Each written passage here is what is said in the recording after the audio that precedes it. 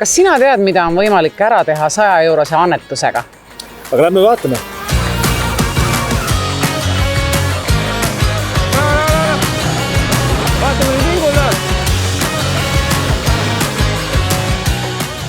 Kõik pered väärivad ohutut ja turvalist kodu, ükskõik millises Eesti otsas nad ka ei elaks. Päästeliit saab 100 euroga muuta 20 riskirühma kuuluva pere kodu tuleohutuks, paigaldades neile suitsuanduri.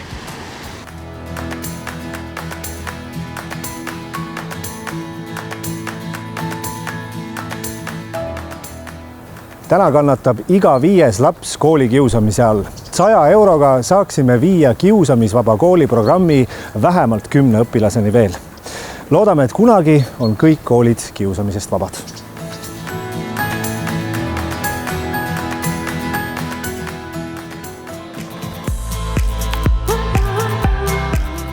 Iga loom on kõige õnnelikum armastavas peres.